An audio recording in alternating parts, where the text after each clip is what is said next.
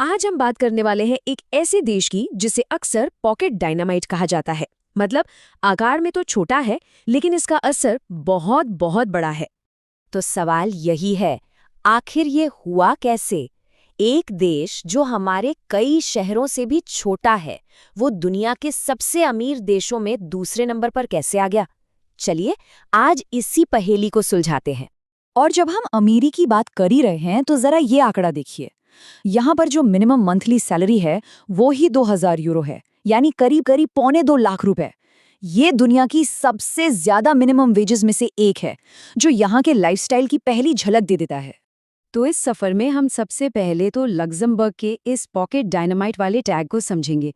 फिर हम देखेंगे कि इसकी दौलत का इंजन क्या है, कैसे ये एक सच्चा ग्लोबल देश बना, यहाँ के लोगों की अच्छी तरह से जीने की कला क्या है, और आखिर में क्या ये दुनिया के लिए एक मॉडल बन सकता है। तो चलिए शुरू करते हैं पहले हिस्से से, लग्जमबर्ग। इसके नाम की कहानी भी बड़ी मजेदार है।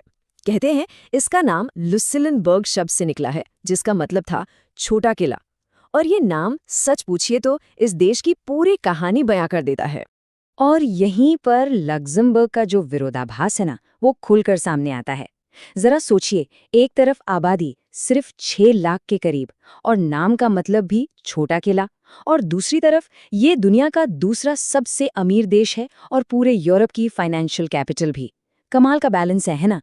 तो अब सवाल ये उठता है कि इतनी बड़ी आर्थिक ताकत के पीछे का राज क्या है? क्या सिर्फ बैंक है या कहानी कुछ और भी है? चलिए इसकी इकोनॉमी में थोड़ा और गहरा उतरते हैं। देखिए, लग्जमबर्ग की दौलत का राज किसी एक चीज में नहीं है। हाँ, ये एक बहुत बड़ा फाइनेंशियल हब तो है ही, जहां 150 से ज्यादा बैंक हैं, लेकिन साथ ही ये स्टील का भी एक बड़ा प्रोड्यूसर और एक्सपोर्टर है। यहाँ तक कि इनकी खेती भी एकदम साइंटिफिक तरीकों से होती है। और इन सब के ऊपर है यहाँ की कल्चर, जहाँ इनोवेशन और क्रिएटिविटी को बहुत बढ़ावा दिया जाता है। और यूरोप की फाइनेंशियल कैपिटल, ये सिर्फ कहने के लिए एक टाइटल नहीं है। इसका असली मतलब ये है कि दुनिया के बड़े बड़े इन्वेस्टमेंट फंड्स यहीं से मैनेज होते हैं। और इसका सीधा असर क्या होता है? देश की इकोनॉमी को जबरदस्त बूस्ट मिलता है और लोगों को हाई पेइंग नौकरियां मिलती हैं। लेकिन रुकिए, लग्जमबर्ग की कहानी सिर्फ पैसे और इकोनॉमी की नहीं है।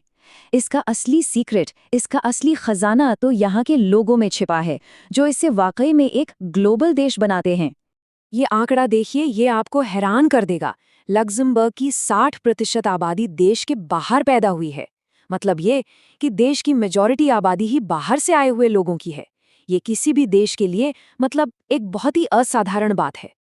और ये डाइवर्सिटी सिर्फ एक दो देशों तक ही नहीं है। सोचिए, 170 से ज्यादा अलग अलग देशों के लोग यहाँ एक साथ रहते हैं, जिनमें हम भारतीय भी शामिल हैं।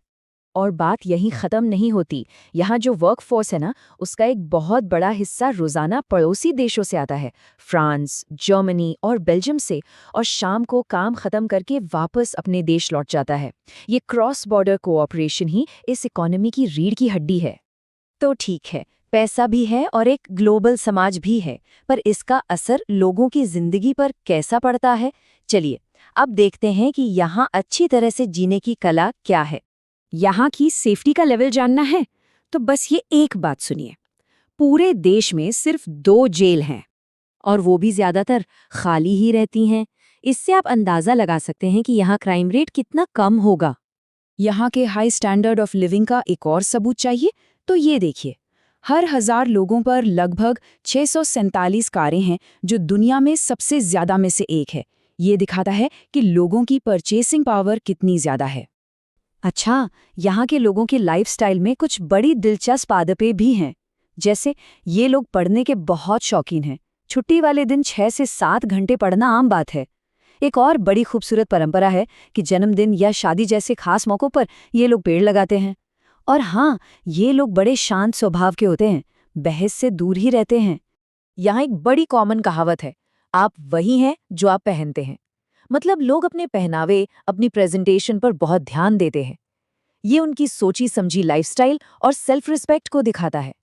तो इन सारी बातों को देखने के बाद एक सवाल मन में आता है, क्या लग्जमबर्ग को हम भविष्य के लिए एक मॉडल मान सकते हैं? चलिए इस पर थोड़ा और सोचते हैं। और पॉकेट डायनामाइट वाली बात का इससे जबरदस्त सबूत और क्या हो सकता है?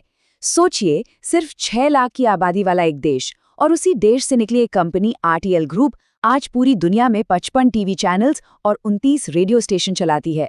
ये होता है छोटे आकार का बड़ा धमाका। तो आखिर लक्ज़मबर्ग की कामयाबी का फॉर्मूला है क्या?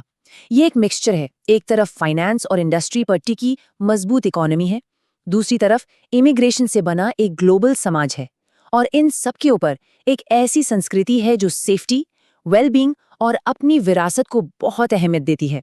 यहाँ तक कि इनकी पूरी की पूरी राजधानी ही एक वर्ल्ड हेरिटेज साइट है।